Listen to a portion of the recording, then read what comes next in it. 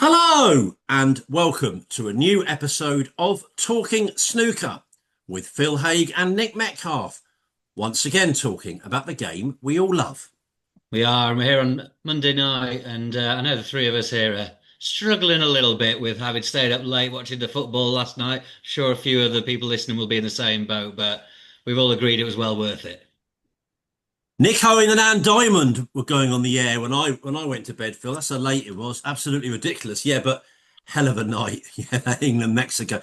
I mean, I've had my say to you two already here, but I think that maybe some of the challenges were overblown that England faced. However, what a victory. We'll talk World Cup later. It's taken over, hasn't it, Phil? Hey, it's always going to, but I think you made the point in your table service with the sleep patterns. It maybe even feels more enveloping than other World Cups and other tournaments because it's so bloody late and we're all over the place.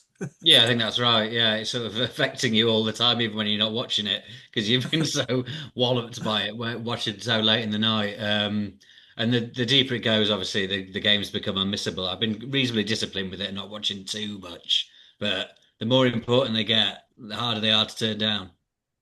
Good way of saying it. And just to clarify, there is a couple of sort of 1 a.m.s, but generally much better times in the UK going forward now, much more sort of prime time, 9 p.m., 10 o'clock game. You're probably thinking, well, I haven't tuned in for talking football. I've tuned in for talking snooker. Let's get on with it, Phil. And say, we have our first guest of the summer, don't we? And we are delighted about it.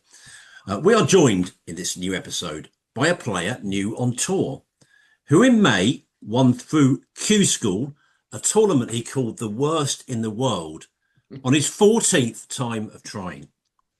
He's already won a match on tour in this 2026-27 season, and we are very much looking forward to hearing about his hopes for this campaign and the years to come. Phil O'Kane is with us on Talking Snooker. Phil, it's great to see you. How are you?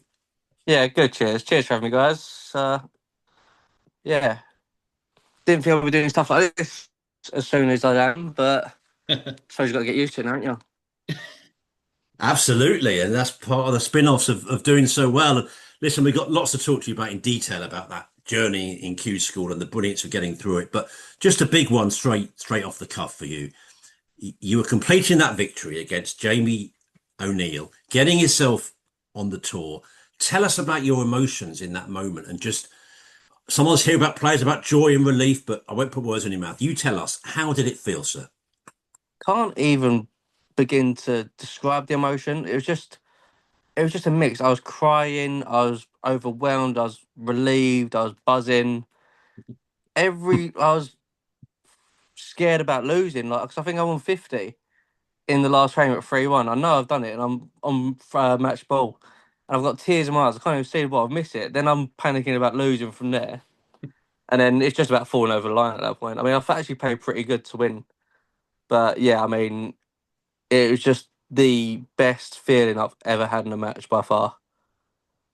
And then you got to then bring yourself down so quick. Even that day, because obviously, is it the day before? It's the two matches. Hmm.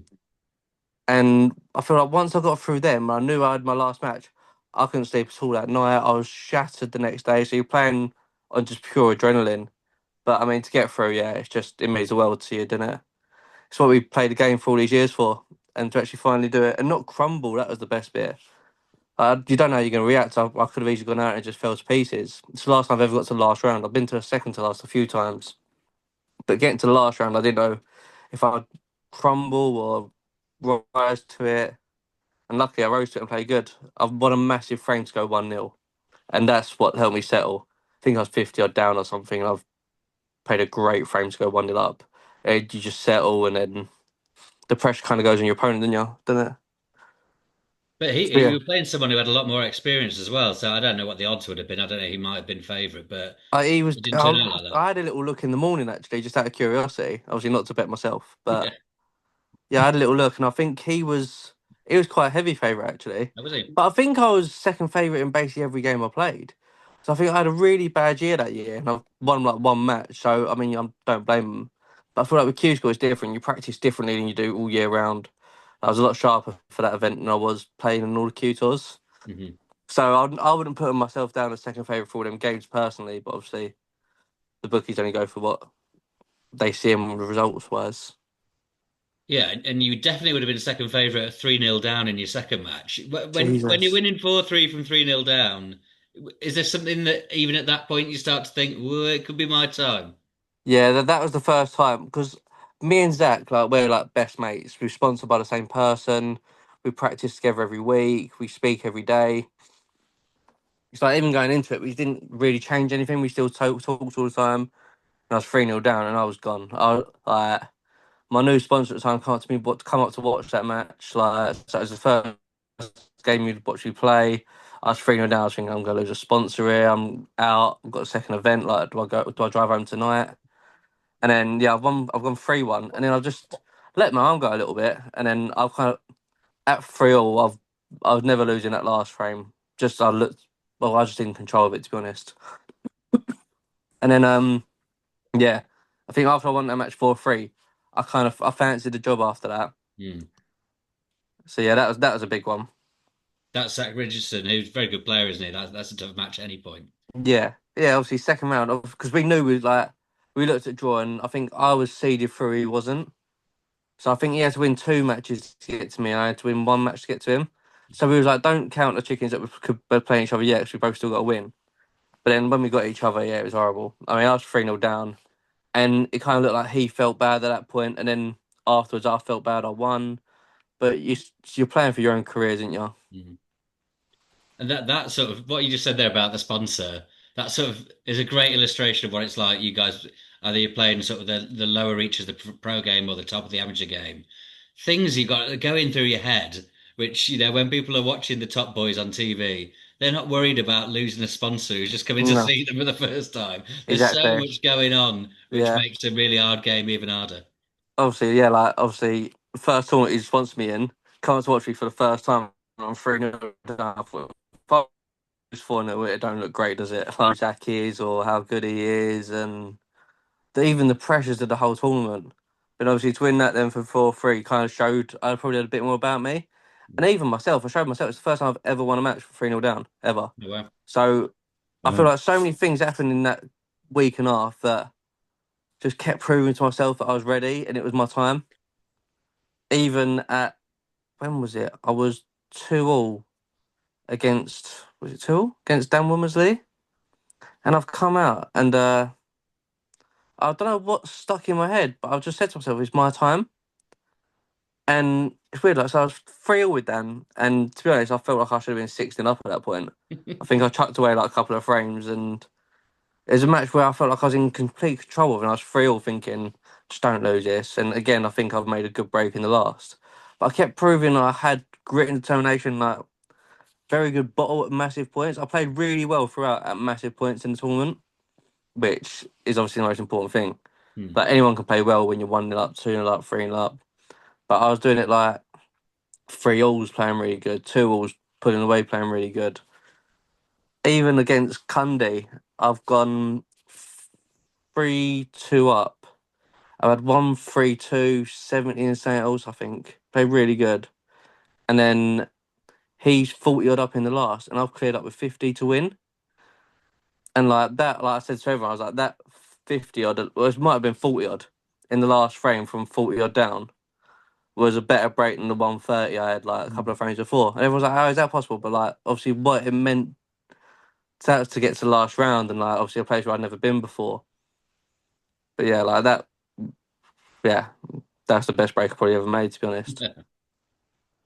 Well, it's interesting to me how much of it is still in your mind. I mean, that's the Wow. classic snooker players. Oh. You remember each frame quite well there. Yeah, I it's mean, weird. what does it mean when, I mean, I know what it means sort of in a sort of, intelligent sense, but not being a snooker player, I can't quite get to grips with it. You say it frees you up when you're 3-0 down. How does that actually amplify itself? Are you taking a bit quicker over shots? Are you seeing shots a bit clearer? What's happening?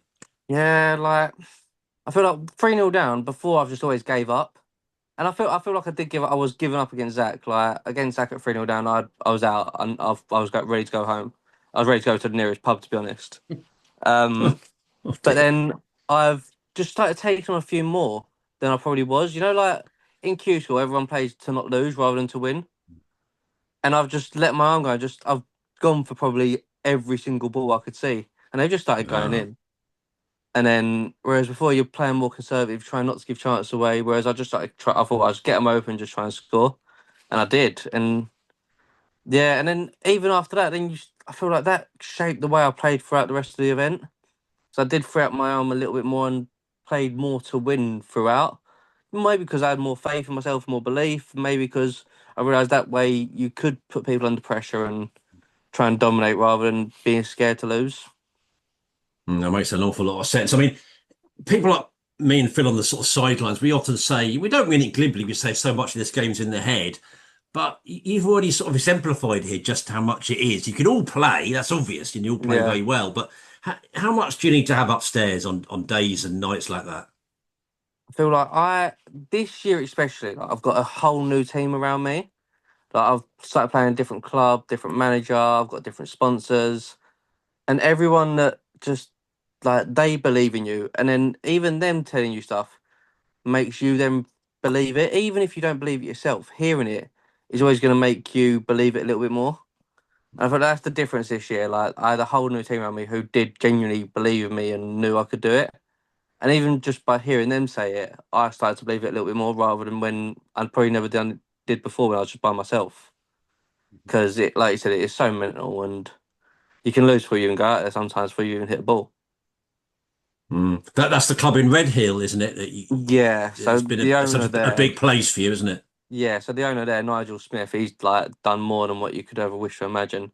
Even the other owner, Michael Hope, like he's like one of my best mates now. Like he's an ultimate pool professional, so he's like involved in the game, so he understands what it's like to be a player. So like I speak to him daily as well. Just someone just to load off all your troubles on, and then especially someone like this in the game. Not also I know Paul's different, but he understands what it's like to be a player, and he can like just not even help you out, but just someone to offload to and just get what's on your chest off. That helps. Yeah, I mean the clubs. Yeah, it's amazing for me. They put my table in, pay for it, pay for all my cloths. Like make sure I have perfect conditions all the time. Like they just been like Nigel pays for all my coaching. He's a massive part in this.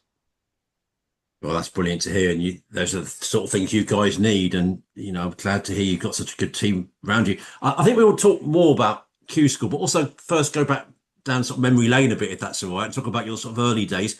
Your dad was a massive part of getting you into snooker and in your journey, full stop. Yeah. So yeah, my dad used to play a lot of pool, like only league pool. I think his highest break at snooker was 86. Like he loved snooker, but my granddad as well. Like so, my dad got into it from my granddad, and both their highest breaks were 86. Actually, funny enough. But growing up, like when I made I used to make 84. He was like, yeah, my highest break's 86.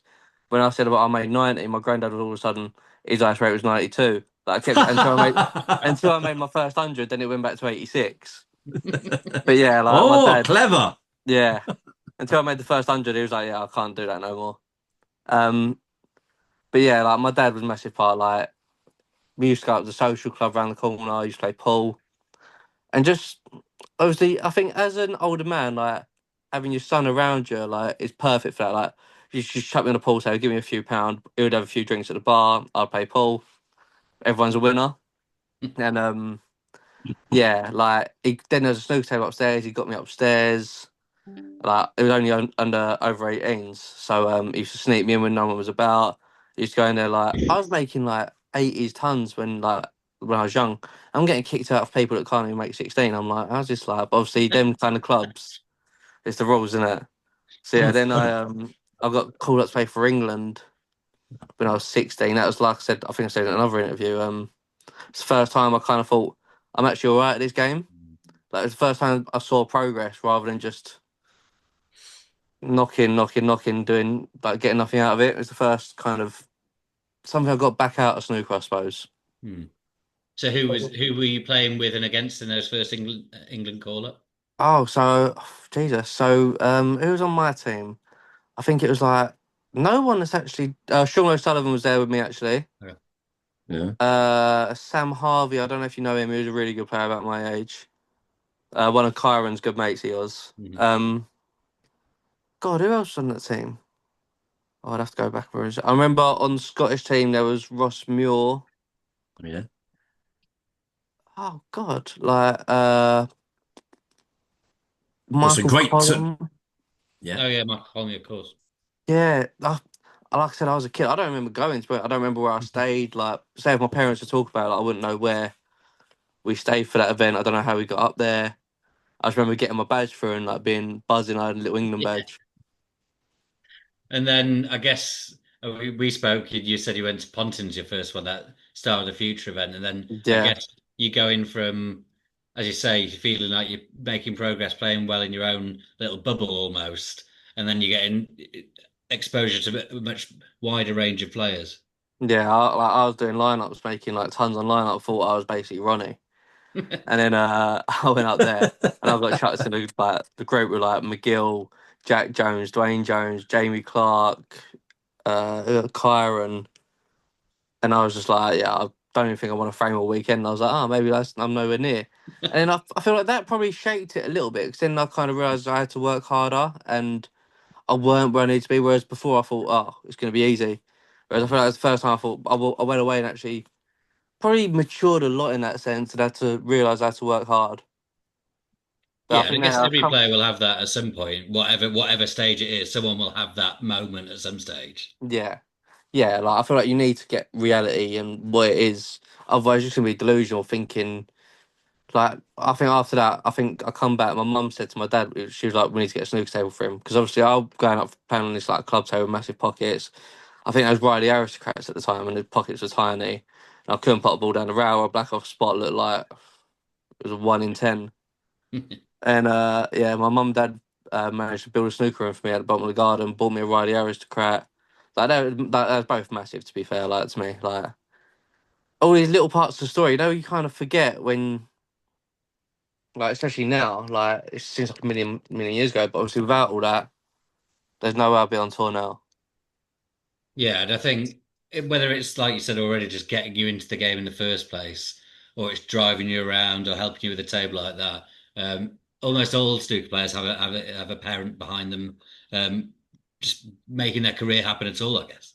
Yeah, like I've not given my mum enough credit actually during all this because I feel like the early days my dad got me into it, and then my dad had like obviously to fund it all. My dad was working a lot, and Hmm. my mum kind of took over all the travel side, and I was getting like trains everywhere. My mum like even like buses, like even to save money. Like, I was getting National Expresses up to Leeds and Sheffield for tournaments. But like, yeah, my mum like travelled everywhere with me, and I'm probably not giving her enough credit during all this for what she done. So it's nice to give her a little shout out. But yeah, like when I come back, I think she was more emotional than I was when I walked through the door. But I bet when you're talking about all those mix of emotions when you're potting those balls against O'Neill, like it's all that stuff that you probably hadn't even thought about, like the No, sacrifices from your parents that have come back as well. yeah, like years ago, like I've wanted to give. Well, even probably a couple of years ago, I wanted to give up, and my mum wouldn't let me. Like she was like, "What are you doing? Like how close you are? Are you gonna go and earn a normal wage, do a normal job when the world's at your feet, really?" But then it just feels like you're so far away. Like, is Mm. it ever going to happen? And is it worth all the sacrifices? I can confirm now it is. But yeah, I mean, at times it was, yeah, it was, I just seemed like it was never going to happen or weren't actually realistic. And then I started thinking, am I delusional for doing it? Like all these self doubts and stuff. But yeah, it was worth every single sacrifice I've ever made, to be honest. Excellent. Because it was a fair few years, wasn't it? Then we spoke how you went away from the game a bit, but it kept dragging you back in. And I suppose once you know when you know that talent is in there, it's almost impossible to give up on it. Yeah, like I've given up probably ask any snooker player like around the Q tour level or like new pros. Like I've probably gave up more than anyone there is.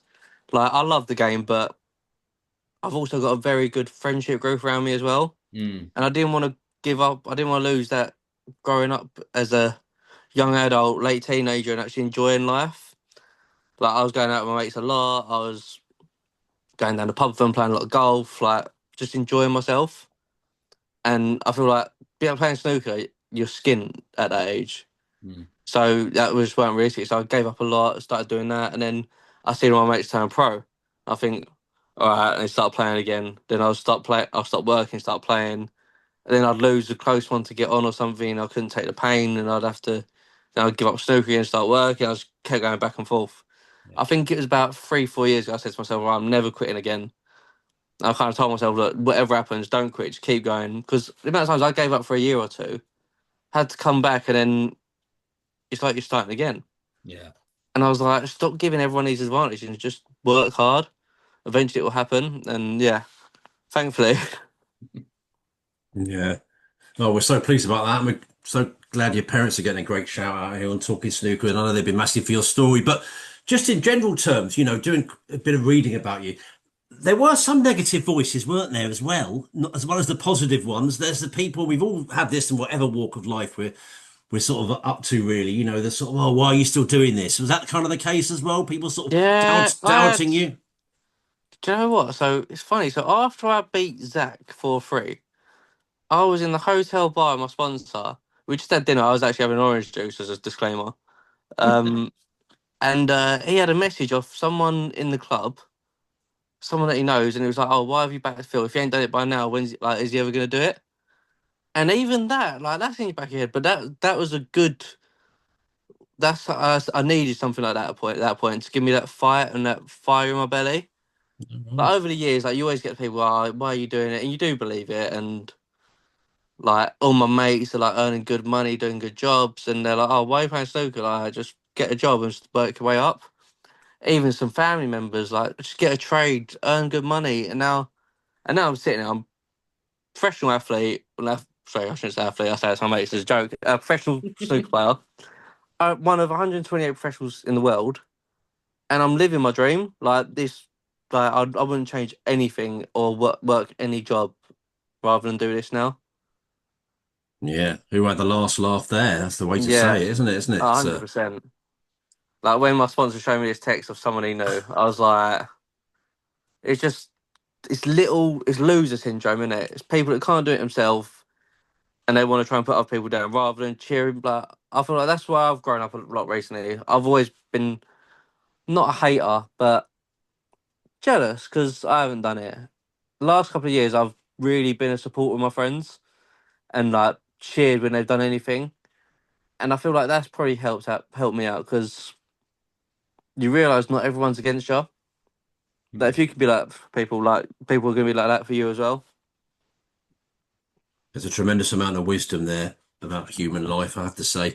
There's the old thing about every time that a friend of mine does well, a little piece of me dies. That famous old phrase. And there's that part of life that we can't ignore, but there's also the part of life that works better for us is when we're supporting each other. If you get my Yeah, drift.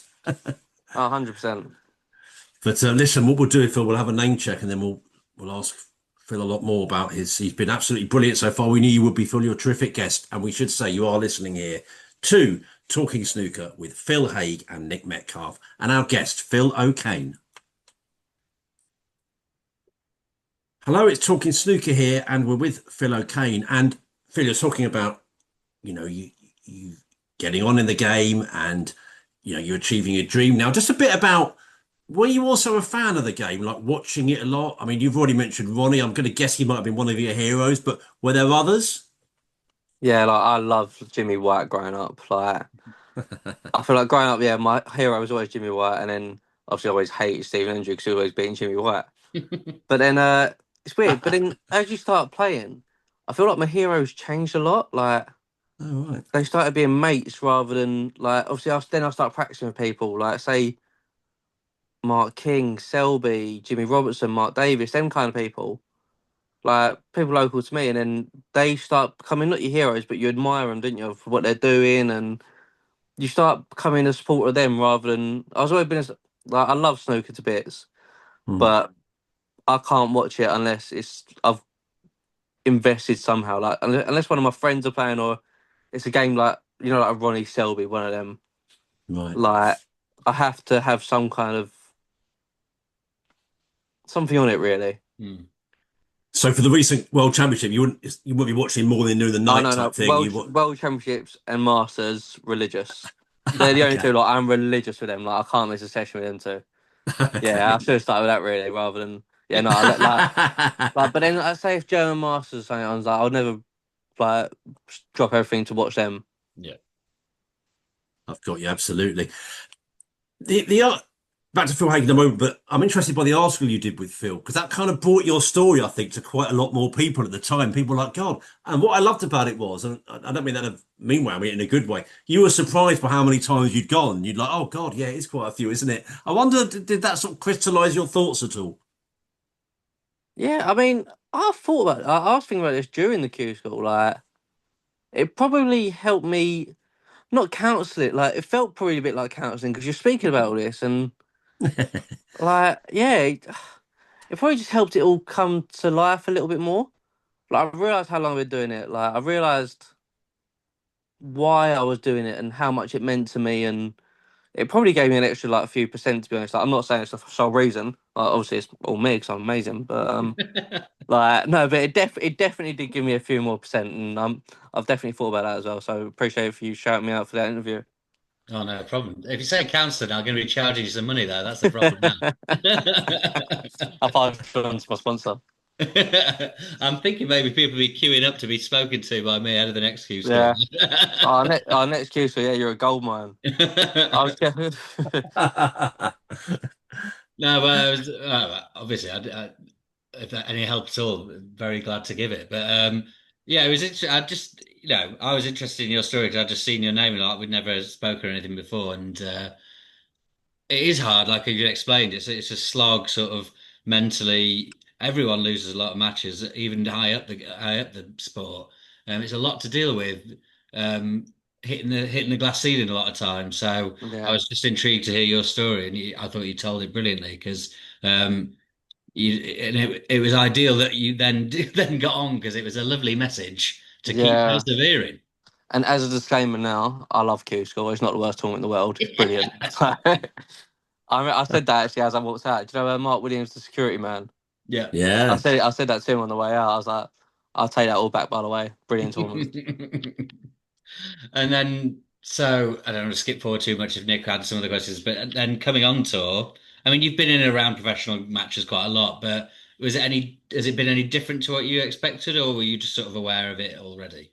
Do you know what? It felt obviously where it's at the same venue as Q School. It all felt really like familiar.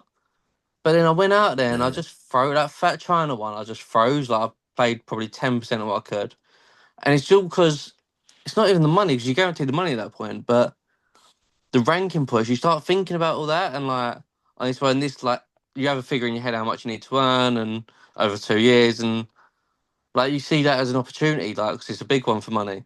And I just froze a little bit. Like I feel like as soon as I was playing for ranking points, it just hindered me. And then obviously I was 3-0 down my next match. I thought I was thinking the worst. I was like, oh, I'm not even good enough at this level. Like Mm. again, I froze at 3-0. And again, I let my arm go, and then I started playing all right.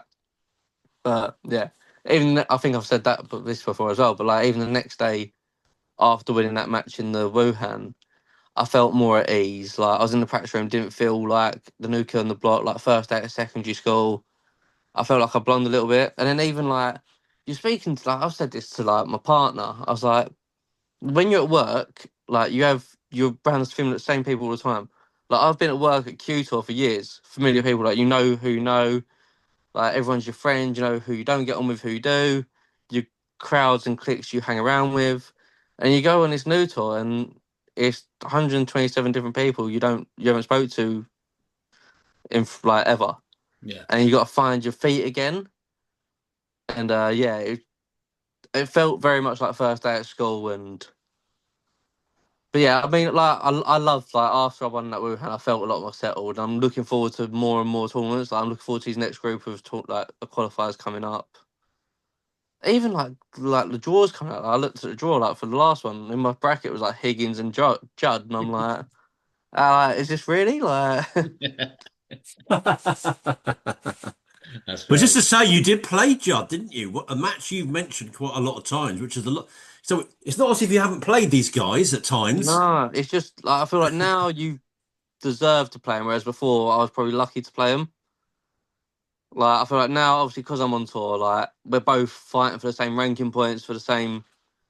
Obviously, I know they're a lot more and established in the game and have more right to be than I do, but I do have a right to be there now. And whereas before, I didn't like I was top up lists or wild cards, etc. But yeah, like now, yeah, it's nice. I'm looking forward to joining a big name, not because I think I'm anyone. Like, don't get me wrong, I don't want to come across cocky, but I'm looking forward to testing myself now. So what do you think about the sort of they're going more and more to the tiered draws? So it'll take more wins to get to the big names. Would you Yeah, rather have a crack at them early? I feel like that's obviously a lot. Like obviously, where I'm mates with a lot of players, like you do talk about this. It's six of one and a half dozen the other. I feel like it's a lot better because you're going to win a lot more matches because you're playing people around your level. But then you do want them big names as well. Like it'd be nice if it was more 50-50 tier draws and Hmm. open draws. But yeah, I think like if you do one system, you want the other system. If you're doing that system, you want the other one. Yeah, But I think yeah, because there's neither of them are perfect. I no, think when no, if there's one for a while, people will eventually talk themselves into going to the other one, and then it'll yeah, come back around eventually. yeah. It'd be nice if they just done 50-50 with both systems. I think. But obviously, where it's all news to me, I don't really know what's going on either. Like, I'm still like learning the ropes. Like, a draw's coming out. I'm like, oh, what's this? Is it a tiered one or an open? So I think one of the next three qualifiers is open as well. I think is it British? Is like FA Cup, so it's Yeah, random.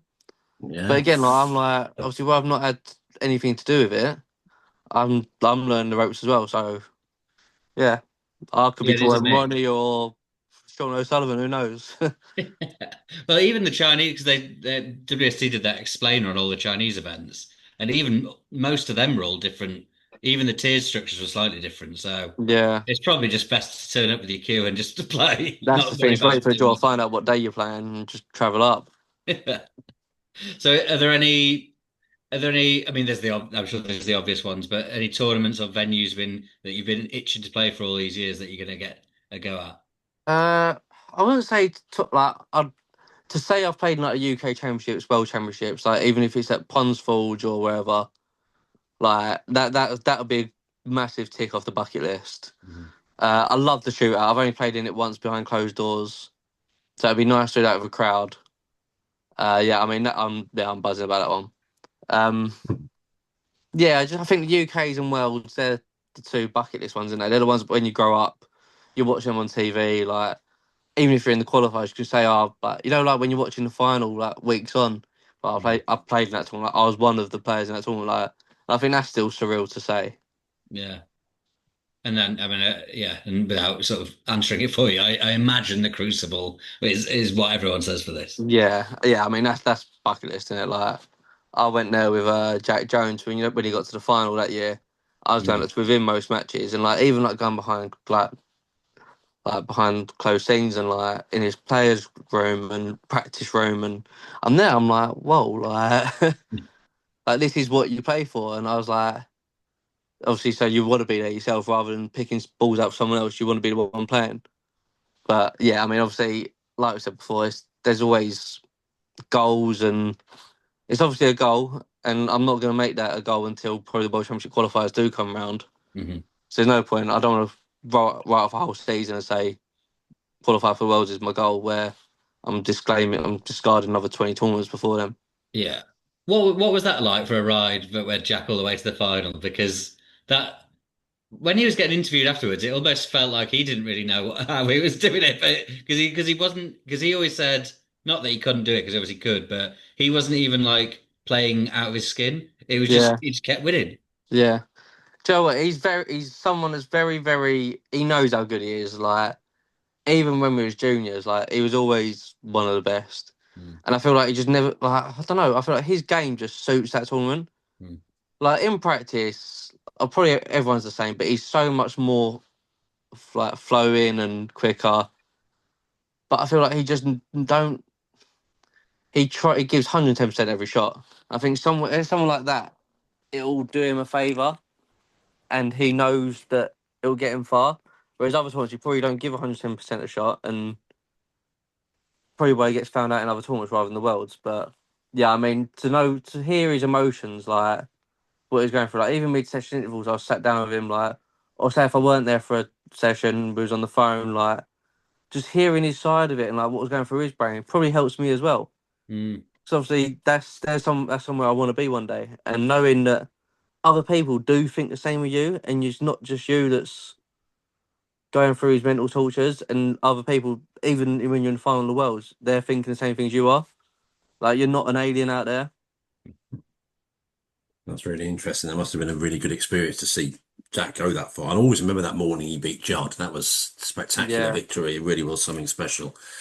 Must have been, yeah, special to be part of that. What about the shootout? Is it? I get the idea that you didn't have the crowds last time. It's just the crowds, but some people sort of half dread that because it's such a madhouse. But you're looking forward to it. I'm dreading it, but looking forward to it. Like I feel like I didn't get the full experience last time. Like I played Yeah. Sam Craigie, who's again one of my best mates, and we shared a room up there. We only because I was a last minute top up, so I only knew I was in it probably a day or two before. So obviously I spoke to him, told him I'm in it. Then he was like, "Oh, someone of these players pulled out. If we could have each other." So I've gone up there, like sharing with each other, speak to each other. I've never felt so nervous. I've never felt that pressure in my life. Like no one there. It was only like speakers. Like you could hear the clapping over speakers. It was eerie in there, and I'm shaking like I've never shaken. Like I've lost on a blue. So we've ended up drawing. It was a blue ball shootout, Oh wow. and I've Right. potted 2 or 3 out of 4. Like it was actually a good standard shootout, and I couldn't see the blue. I couldn't feel my arm. Like honestly, like I don't know how I've managed to pot 2 or 3. Oh dear. Like honestly, like if you could zoom in, like he said, oh, I had a higher black during the frame which I potted, and he was like, your arm was literally not shaking, like moving, like like swaying, like quick. He was like, I don't know how you potted that. Honestly, on them blues, like I couldn't see the blue, I couldn't feel my arm. I was just guessing, and I've creamed a couple of them, and I was buzzing. But yeah, I want to do it for the full experience because I feel like I got like not. I feel like I got. I don't know. I feel like I got that taken away from me where Mm. even if I go out there and don't put a ball, I can say I've experienced the shootout and all the feelings it has to it. So I used to Yeah. go there every year. Like when it was in Watford, I went a couple of times. Where else did I go to watch it? Can't think where it's been now. It's been all over. It was in Swansea Yeah, one year, wasn't it? And yeah, and Swansea. I'm sorry, I went out to Swansea with Oliver Brown to watch him there. And yeah, it's something where to watch is amazing. To play is dreadful. Like every player hates it. Like I don't know one player that would say they love it. But it's like again like a bucket list thing. Like you want to experience them feelings and what it can do to you. Yeah. yeah, I know we're jumping around a bit, but the match you referenced, it was Chatrapong Nasser that you beat, wasn't it? And Yeah, I looked at the scores and I didn't realise you were 3-0 down. And you had a hell of a comeback. And actually, your scoring towards the end of that match was brilliant. So not only was it your first win, but it's a comeback win. So I love the way you said that you sort of felt like you arrived the next day. You're walking tall. It's just must have been so big for you. yeah. Like I was 3-0 down. I was thinking I'm just not good enough at this level. Like you start thinking all that, and I think I've nicked one to go 3-1. Not play good, but in mid like obviously I'm not used to mid session intervals as well. Yeah. Yeah. So usually I'm 3-1 down. I'm thinking I just carry on. You go outside. Then that was the first one that I thought needs help. Like I spoke to my sponsor, I spoke to the club owner, spoke to my missus, and like we're just having like my missus, me and my missus didn't even talk about snooker at all. Just talked about like oh what we're doing at the weekend. It was nice to get away from that, and I went out there and just relaxed. Like, but I feel like they because obviously I'm not used to how they what they do to you and if they do help. And yeah, I've come out and I think I've gone. Did I go 70-70 to go 3-all? I think you did. I think you got 275s. Looking at it, may have been the last one and one of the earlier ones. I think. I haven't looked at it I think earlier. no, I think the last. Oh, I don't know actually. Yeah, I know I've missed a ball to go to make a 50 as well at some point. Actually thinking about that as well, which is ridiculous to say. Um, but yeah, and then like I've actually played well to win, and I feel like I started dominating the game. Like, and then I've won that, and then yeah, like I said, I went back, had dinner, had good sleep, come back next day. I was in the practice room, and I've got people like Luca and McGill around me, and I don't feel out of place for the first time. Ah, Like, because you're not, because obviously I was thinking then, like I said, me and Stuart Carrington are really good mates, and I went to practice with him before that tournament, and obviously I lost to the Chinese kid in the China, and I was like, I just want to win a game as early as possible. Like, I don't want to be the pro that never wins a game on tour. And you do start thinking about this, like as like you probably never gonna, it's never gonna happen like that. But I was thinking, if I don't win a match in this, then I don't win a match in that. I had a hard Championship League group. Mm. I was like, that could be like what, 5 matches, 6 matches, and not win a game. And it starts building. I was like, I'm pleased I got that monkey off my back early. And yeah, then yeah, obviously I had a stinker at the Championship League, but we don't talk about that. That was a hard group to be fair. It was hard. I've lost a dreadful second frame against Bing Yu, and it's just I didn't know how to cope with it after that. It's the first time in my life where even if you lose, you still got to play 2 more games, and even if you lose two, you still got to play. I just couldn't get like I felt so flat after losing that first game because I should have been 1-0. I've missed a pink to go 1-0, and then he needs a snooker at 1-0. He gets a snooker and clears up, and it just ruined me for the day. And it just felt like I've continued, like I just couldn't settle after that, and just played dreadful to be honest. Yeah, but then obviously I feel like from after that I've had like a week off when I got home, got my queue refurbed, like just kind of had little breaks. Obviously since the last Q tour leading up to Q school, then the first few qualifiers, I feel like I've not had a break for 3-4 months. Mm. So it's been nice to have a week off. I played loads of golf this week, watched a lot of World Cup, had a few beers, but now, like, obviously, tomorrow onwards, I get my cue back and just start playing again. So, Yeah. yeah. That's brilliant. That's like that. Well, the other one I wanted to ask might be a bit early, might be a bit early, so a bit unfair, and you come back in a few months and tell us a fuller answer. But have there been any particular sort of pros that have given you a little bit of advice yet, or come up and maybe introduced themselves, or told you little things about what it's like to be a pro? Or I say, is Yeah, it a bit so, early for that? no, so Matt Selt, like, I've known Matt for years. I got one of my first good cues off him. This is probably, what, 8 years ago? And he messaged me during Q school, being like, oh, good luck, mate. I really hope you do it. Like, just remember, like, you deserve to be there and you can do it. And that was nice. And I've pulled up to Novotel for the first qualifier, and he's in the lobby. And he's kind of like, oh, well done, mate, buzzing for you. Like, just had like a little cuddle in that little moment. It was nice. And Mm. then Luca's come down the lift. I've never spoken to Luca in my life, by the way. He was like, oh, Phil, just want to say massive congratulations. Like, um, well, he was world champion a few years ago. Like, he shouldn't even know who I am, really. And then, like, Jimmy Robertson, I've practiced with for years. Like, all these people that I practiced with have come out of the woodwork and said, well done. And but I feel like people are shocked as well because I've not really knocked on the door for that many last years. Like, I've not really got close in the last, say, what? I don't know. I got cut out 2, 3 matches away last year, but not close. So I feel like for other people, they're probably surprised. And yeah, it's nice to prove people wrong, prove people right, prove myself right, prove myself wrong as well in senses. It's brilliant. And this is one other one for me, really, which is bring it back to the family. I love the way that when you won that match, they made such an effort. Did they sort of decorate some of the house to say Mm. well done? Yeah, so I won that match and I got straight in the car, drove home, and I thought I was coming home. And in my head, I've always wanted to come home to have that moment. And I thought I was coming. I didn't know if I was going to go and meet my mates for a drink or take my family out for a drink. I've come home and like the front of the door, you know, the "Welcome to the World Snooker Tour" sign. Mm. That was on my front door, like been printed out. There's music playing as I walked in. There's like congratulations banners, like you did it. There's photos of me of a kid playing snooker, like all that thing. Like I've walked in, they've passed me a glass of like a pint of a bottle of beer, had a drink with everyone, and then it was ridiculously hot. Like it must have been what 34 degrees or something. And I was then we was like, oh, so should we go somewhere? We ended up going up to the social club where I first started. Oh wow. So like me and all my family and my partner went up to a social club like where I literally first started. I've redone a photo of me and my dad, which is such a good photo. Like he's holding me with a snooker cue. We've gone to the same place. I'm like cuddling in with a snooker cue. Like just recreated it a little bit. Like my miss, I didn't know my missus was going. She was like, oh, like I think that's what I think it was. I thought we was going out to have a drink with her. She was like, oh, what time are you going to be back? And I told her, and then she was having to try and kind of like liaise with my mum and sister as to what time I'll be back and what time they expected me, and like they was all here ready to surprise me. But yeah, that was such a nice day.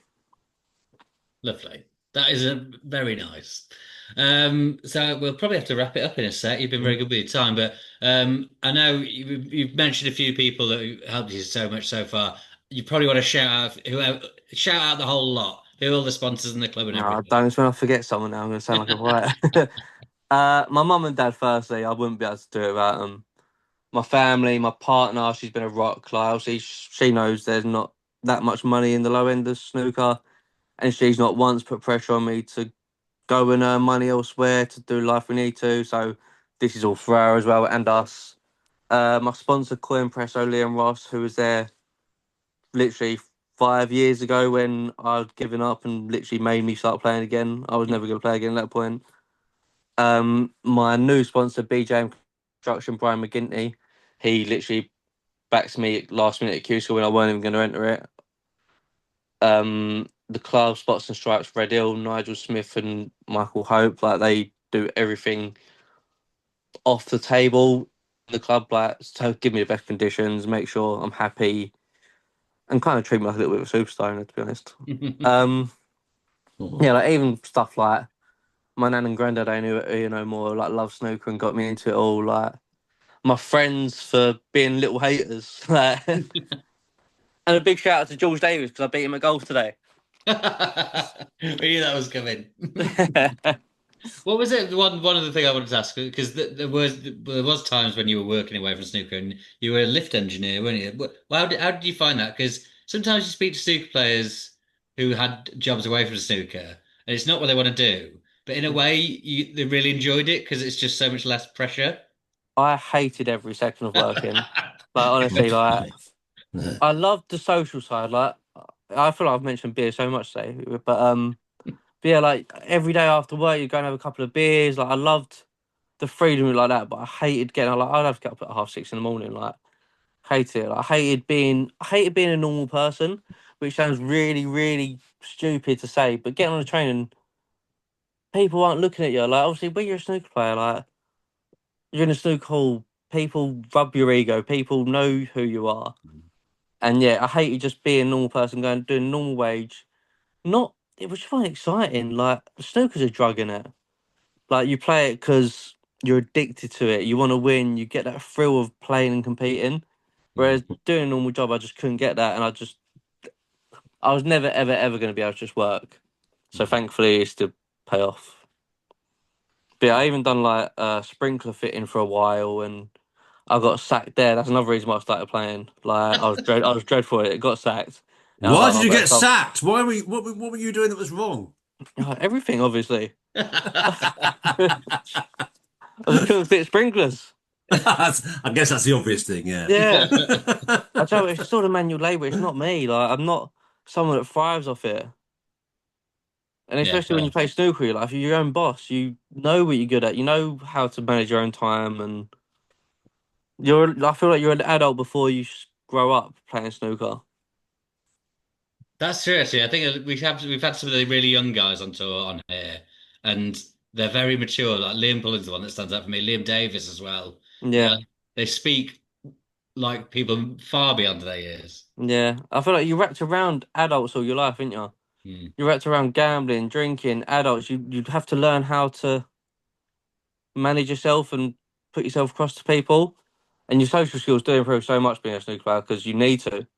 You chucked in a big world that's a dangerous world, really, and you need to be able to cope. Hmm.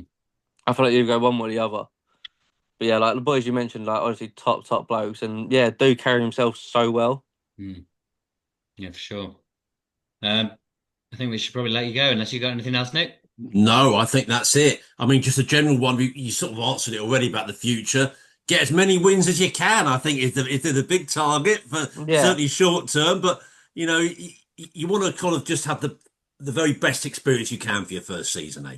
yeah. Like first season's all about growing, isn't it? Like learning, make yourself settled on there, and obviously second year's about staying on.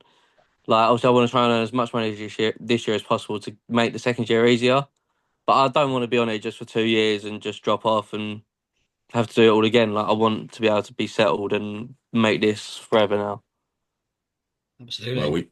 we wish you all the best, and you've been brilliant on here. You've been such a terrific guest. So many great lines that will stay in the memory, and we'll watch you even more with interest than we already were from now, Phil. So Cheers.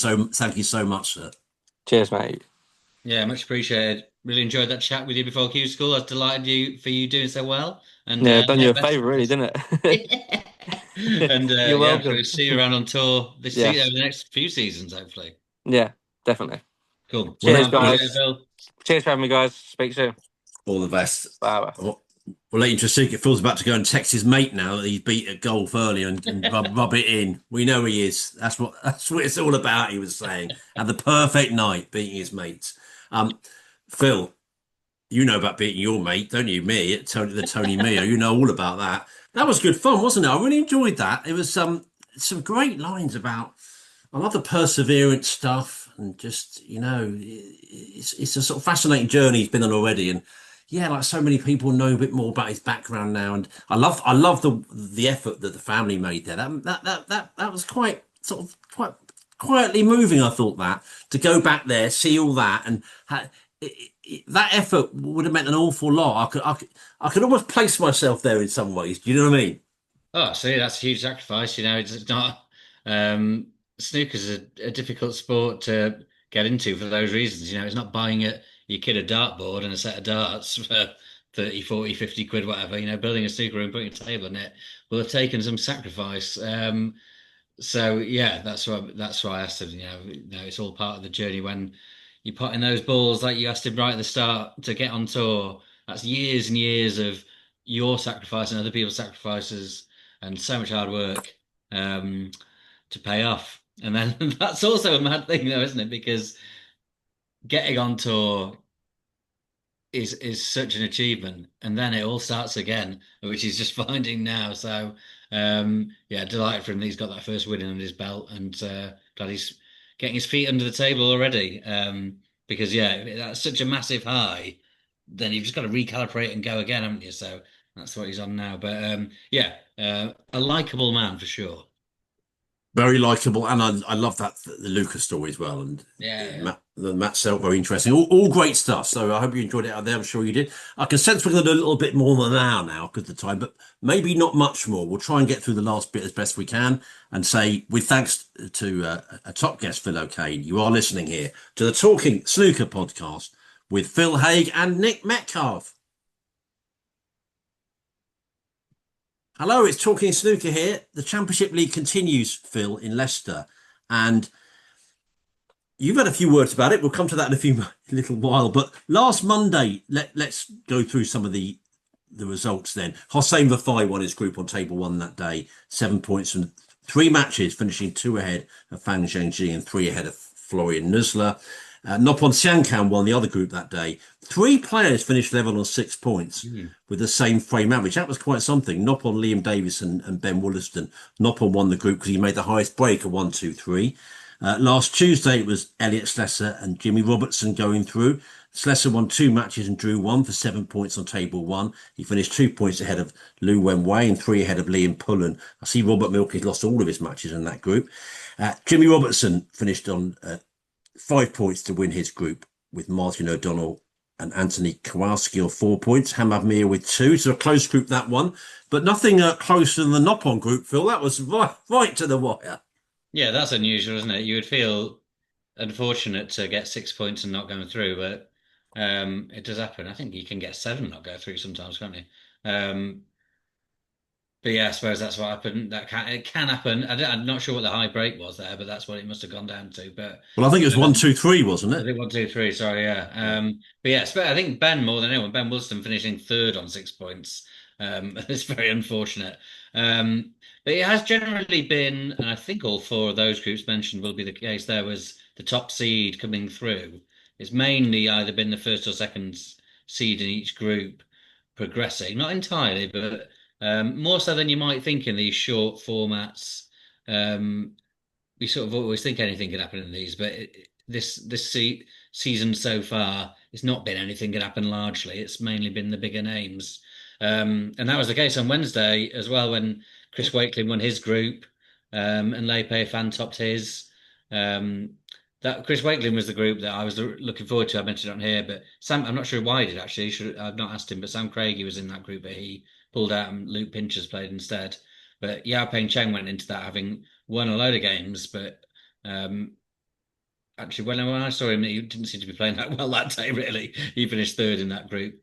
And Leipe Fan topped the other group on Wednesday, and on Thursday, Liu Hongyu, who's having a great start of the season, he topped his ahead of Joe O'Connor and Stan Moody. Good result there for him. in a tricky group there with Tirapang Paiborn, Stuart Carrington, and Dan Wells finishing bottom there. But that's a great win for Moody. But yeah, Liu Hongyu, I was looking, he is actually having a cracking start to the season. He won three qualifiers at the China Open. He only had one, which is against Phil O'Kane, actually. He won his Wuhan Open qualifier, and then he's topped his Championship League group as well. It's just one of those.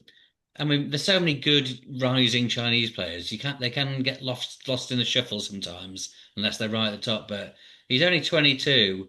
Turned pro in 2023. Firmly inside the 64 now. Had a great start to the season. You know, if that was a British player with those sort of results, they'd be getting a lot of chat. But as I say, some of the young Chinese players can get lost in the shuffle a bit. But Liu Hongyu is a very talented young player. I like Lost in the Shuffle. That's a I might start using that. That's a good little line. Yeah, I know what you mean. And that was a day of the England World Cup match, England and Congo. So I was well aware that was the group you tagged. It went a bit overlooked by me actually, but it was a good one, wasn't it? Because Luke Pinches ended up level with Wakelin actually on points. Did very well there, six points, but it was Wakelin that went through on frame average. And Phil, the aforementioned Jack Jones, Phil was talking about earlier. Well, he got through, didn't he, on Friday? Very tight group there. He got through with group, yeah. Yeah, that is mad. He got through with 4 points. It was Jack Jones, Oliver Lyons, and Michael Larkov all with 4. And Alfie Burden, this is another one that you say often about the harsh part if you come last. Really harsh for Alfie. He didn't lose. Yeah. He got 3 draws. I couldn't believe it when I saw that. You can't have that many of those to the pound. In fact, there may have been someone last time that you said, or maybe they may have only lost one, someone else. But to lose none, and that is really funny, isn't it? Back to you, maybe. Yeah, I mean, yeah. That's a whole day's work to win 6 frames and only lose 6 frames, and to have to go home with zilch. That is harsh, very harsh. Really close. Julian Boyko and Landy Howe won 7 points on the other table. Boyko got through on frame average. And good to see a couple of new lads on tour on Saturday, Phil. Ali Carter and Stephen Maguire. I'm expecting big things of both of them. They both did well, ludicrously flippant for me. Carter and Jamie Jones both finishing on 7 points on table 1. Carter top on frame average, and Maguire finishing on 6 points on the other table ahead of Robbie Williams and Anton Kazakov. Both finished on 4 points, and actually on Yi on 2 points in that group. So a good group that. Just to say, of course, they actually are the last 2 winners. I was going through it and thinking, oh yeah, so they are. So they're both very recent experience. Carter winning it in 24, Maguire last year. They like a bit of Mattioli. Phil. I don't think Stephen Maguire likes a bit of Mattioli, to be fair. He has won some matches there, though. Fair enough. I've pushed the boat out too far there, haven't I, Phil? Let's just say, let me go to the Vidi printer kernel and see what's happening there. Mark Joyce has got through. This is a good group. This is today, Monday. We're speaking late on a Monday night. Matthias Baranowski, Stuart Bingham, and Jordan Brown. Where did he win that famous one under COVID, Maguire? You've got to be back to Maguire now, and he won up. Was that at Leicester when he just blitzed everyone off the table in the Tour Championship? Oh, that would have been Milton Keynes, wouldn't it? Probably because everything was there. I'm thinking about it now. That would have been. That might have been before they were even playing at the Mattioli, actually, wasn't it? Going back that many years. But anyway, yeah, he was brilliant in that tournament. Yeah, he does that. Those weeks you think no one can ever beat the guy, but that's it. It's very best. We know that. And Xiao Yu Long, he's got through as well. 7 points ahead of Liam Graham with 5, Alan Taylor with 4, and Ben Mertens with no points. So that's a competitive group as well. Phil, lots of stars to come this week. Sijia Wei, as we really should say, and Marco Fu in action on one of the tables tomorrow. Matthew Stevens on the other. I was saying to you, Tom Ford, I think, was in that group. He's not listed there now. So Tom not in the event. And then Jack Lazowski and Aaron Hill among the players we'll see on Wednesday. And then this stage comes to an end on Thursday. Just shouting, Tom, that's all. That's all, Phil, that day. So we actually got, a lot of big stars missing, but quite a lot of good names there. And they'll all be really fancying their chances. The next stage begins on Friday. And we're getting towards the business end now. It all comes to a climax next week. So and then particularly taking your fancy from those sort of last matches I mentioned. I mean, Carter and Maguire were always the likelier winners, I suppose. Yeah, yeah, definitely. And I guess Joyce is it was a surprise winner because Bingham was in that group. Joyce is that well, actually just Oh had to yeah. check if he was an amateur or not because he's one of those players that seems to be on tour and off tour a lot. He's competing as an amateur, but you don't really look at him as a plucky amateur. He's spent a lot of time on tour, but a very good win for him there. And yeah, like you say, I don't know if these guys have sort of requested the groups later on because if you can play in these groups at the end of the first stage, it's a relatively short tournament if you can get all your if you got through and got all three stages in short order. So yeah, Wednesday, Lisowski and Highfield in one group and Aaron Hill, Luca Bracell in another. That's superb stuff. And as you say, Zhao Xintong landing on the last day of the first stage. Jack Shorty and Matt Selt in the other group there. So yeah, plenty to look forward to. If you haven't watched much of the Championship League yet, it is spicing up because the as I said, a lot of the biggest names in each group have come through. So the stage two groups are shaping up quite nicely as well. They start on Friday. I see my error there, my deliberate error. I should have gone to my original notes. I was looking at a table and Aaron Hill was top. Of course, Luca's in that day. That's the headline act. That's the one I had on my notes. So yeah, what good great day on Wednesday. Jack Lasowski and Luca Brazil among those in action, and Aaron Hill, of course. So smashing day. Phil, in your table available on Monday at midday, you say I hope it's okay to bring it to a wider audience here. Well, who knows if it's a wider audience? I think your table might get a wider audience than here, but to a different audience, maybe anyway. You say it's the tournaments, you know, like any sporting event. The World Cup is completely dominated. I think Wimbledon's a bit lower key. I Mm. see, maybe good a good run from a Brit continuing, but will always help with that in this country. But I think Wimbledon compared to other Wimbledons is quite low key. Even so, the Championship League snooker we have to fight for it. But you say very little promotion from the tournament organisers. The event has an X account which posted once on June 22nd, the opening day of the event, and then has been quiet ever since. So maybe we could do a little bit more with that. I mean, anything's a bit of a hard sell, but I guess sort of sell, sell, sell sometimes is the only way to go. Yeah, I mean that just surprised me because there is that sort of dedicated Championship League account, and pretty sure in the past they do sort of it's not like peppering people with endless highlights, but a bit of sort of here's who's playing today, and here's the odd notable shot or clearance or funny thing that happened or something. But yeah, they just posted one thing on the day it started, and that was it. So look, it's always going to be one of the lowest, if not the lowest key event on the calendar, but there's loads of good players in it. It's really long. Um, it's not going to take like a huge amount of marketing budget on it, but use the Twitter account a bit or just like make it show itself a little bit, I suppose, because yeah, as much as the World Cup is dominating the scene to an extent, every Championship League match is played at when the World Cup matches aren't being played, to be fair. So um Yeah, fair point. uh, yeah, look, as I say, I'm not expecting anyone to spaff a huge amount of marketing budget on the Championship League, but I think there could be more done. Fair dues. Let's move on. We haven't got much more to do. The Shenzhen Open replacing the Xi'an Grand Prix. Shenzhen, the home city of Xiaoxintong. That's obviously a great line to hook it on there. The event will take place from September 28th to October the 4th, qualifying first up later this month. I noticed WST saying that Mark Williams are defending champion, so I know Mm. people are quite interested in the sort of lineage, and rightly, really, lineage can be important. So I guess that's the answer that it is continuing to be the same, effectively the same event, obviously in a different city. And yeah, we'll look forward to it. One day I was thinking, Phil, we should tot up how many cities have actually hosted now ranking events in China. I bet it's a big old number. Yeah, yeah, it's moved around a lot. And yeah, I was interested. I think we mentioned last week. I was interested to think whether it was a new tournament or not. So yeah, I do find that quite interesting. Yeah, But no, yeah, it we'll is, I think. see.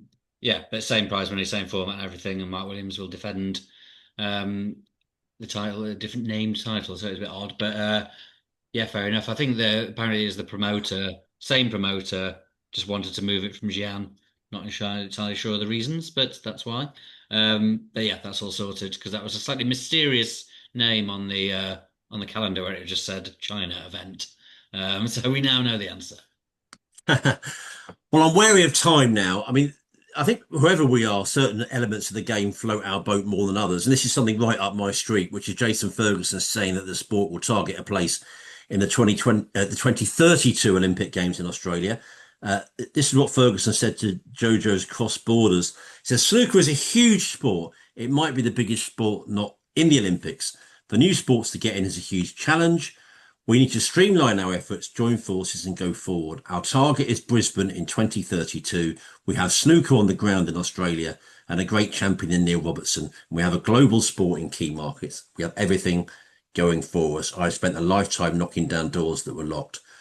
We need to keep banging the drum and for fans to support us. We're ready for Paralympics too. My team have been in Thailand for the World Disability Championship. We have spent 10 years building a full parasport for snooker, which is now fully operational worldwide. A couple of interesting things there for me. First of all, I think we could do with an event in Australia. Actually, that would be the way my thinking. We did have one, you know, right to hail Neil Robertson, one of the great superstars of the sport, but an event in Australia wouldn't go amiss if we're targeting an Olympics appearance there. It's always going to be hard. I do like the streamline the efforts and join forces. That seems like a message to me to sort of cut out the politics. Because a few people have pointed out to me it's very politically kind of related, I suppose, and they're absolutely right. It is. I mean, Jason Ferguson himself said that he thought that was a big reason the Paris bid. They may not have got there anyway, but he thought it was a big issue. I think that's the old phrase, isn't there? That I remember sort of blazered and gone mad a bit, where it's all these organisations, which I find it incredibly boring, but I just do. But the point is that I think that, as far as I understand it, the IBSF route, the International Billiards and Snooker Federation, through the WCBS, and I've got this written down to make so many different letters here, and that's the World Confederation of Billiard Sports. That's traditionally been seen as the route for Olympic bids, and I know Jason Ferguson has been critical of the governance of the WCBSS before, particularly in that bid for the Paris Games. But, the way I understand it is the routes to the IOC aren't set in stone. And obviously the WPBSA, with its links to the World Snooker Tour, has a certain clout and a certain sway. And, to me, the days of snooker politics dominating should be consigned to the past, really. But it is still relevant. And it's very irritating, really, because I don't think Jason says it might be. I think it probably is the biggest sport not to be the Olympics. And I've always been one that believes that there's no drawback. Now, I know people say, well, the biggest it should be the biggest thing to win. That's too old fashioned. And I'm very old fashioned, as you know, Phil, but that's too old fashioned for me. The watching world will always watch the sports where it is the biggest deal the most. That's why track and field's the heart and soul of the games, swimming, gymnastics, all that. But you've got to have football and tennis and golf in there now in this world, in this commercial world. I think you just have to, the way the games is today and just the event it is. So listen, winning at the Olympics will never be as big as winning at the Crucible. I get that, but it would be big. And you can't tell me the very first day, the very first hour that this sport is ever shown at the Olympics, it would be an inspiration to people watching around the world. Of course it would be. People would say, God, Mum, Dad, what's this? I've seen Paul, I didn't know about this bigger game with these different balls. It would be massive for the sport. I'm one of the big advocates of going to the Olympics. Other people aren't. I respect that. To me, there's no drawbacks in it. I get the politics.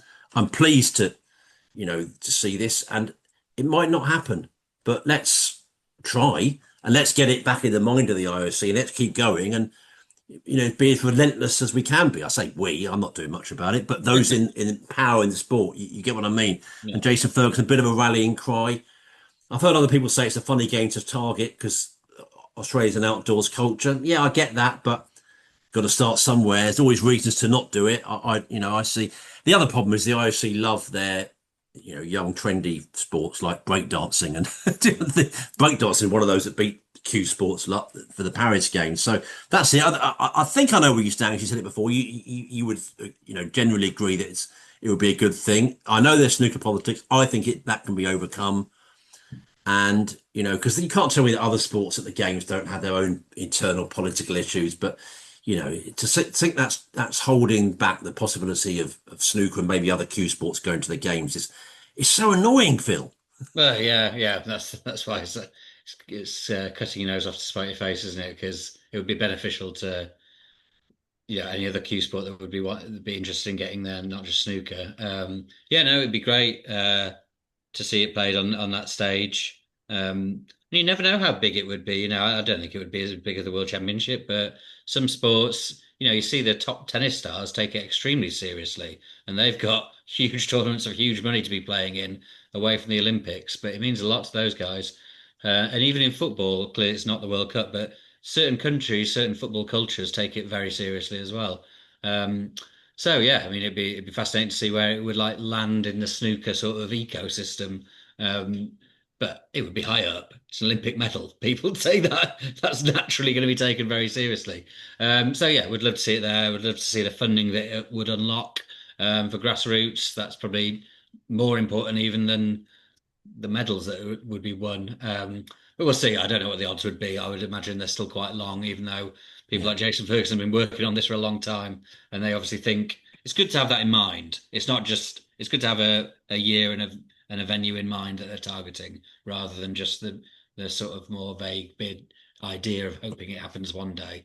So yeah, no, best of luck to them. Hopefully, everyone in the sport can get behind it because, as I say, it's not just could a big name get their hands on the medal. It would be very good for the grassroots of the sport as well, potentially. Yeah, I'm glad you said that about tennis play. The one that came to my mind is golf, because golf is, I think golf was in the very, very early Olympics actually, but it's only recently come back in the last sort of decade or so. And people like Justin Rose, who won gold in Rio, he's a huge superstar, totally blown away by the games. Rory McIlroy, who was a bit funny and sniffy about it first, he's now competed, blown away by it. Scotty Scheffler the same. These are superstars in sport. Yes, they want to win the Open more, they want to win the Masters more, but they also want to win at the Olympics. And I think that will be the same for most sports, Mm. even sports like this, where clearly the World Championship would remain the biggest thing. I think it's fair to say. Phil, we must go. Any other business? I'm talking Crucible finals on Radio Snooker. I'll return with the views of the listeners soon, so I'd appreciate your company there. And just to say, I'm writing my World Cup on TV columns for Sporting Life. And my latest one is on that dramatic Mexico-England match, which millions stayed up all night to watch. And that's columns now on the Sporting Life website. And England Norway next, Phil. I've got to say, it's reminded me of Bjorg Lilleland in 1981. His famous commentary: Yeah. Lord Nelson, Lord Beaverbrook, Sir Winston Churchill, Sir Anthony Eden, Clement Attlee, Henry Cooper, Lady Diana, Maggie Thatcher. Can you hear me, Maggie Thatcher? Your boys took a hell of a beating. Your boys took a hell of a beating. Now that's wonderful commentary, isn't it? And if you want to look that up, it'll be 100 times better in the voice there of that great commentator Bjorg Lilleland, who made a huge name for himself in that Yeah. moment. Just overcome with emotion on the radio there. That was brilliant. But hard game against Norway, isn't it? 52-48, I think. I know people that are more optimistic than that for England, but no, I'm going to stick to my guns. I think it's hard. Haaland's obviously a big thing, but as we were saying when me, you and Phil came before, Harry Kane's a big player for England, so they'll be worried about Harry. It's going to be a good one, I think. Yeah, I think so. Yeah, look, we've got a better team, but yeah, they've been very impressive throughout. Really, they sort of changed the whole team in that game against France. That's the only one they've lost, but otherwise, look very good. So yeah, fascinated. I'm going to be at Nebworth watching Iron Maiden when that happens, which I'm a little bit frustrated about, but I don't know what they're going to do because there's apparently quite a strict curfew on the music there for 10:30, and obviously it's a 10 o'clock kickoff.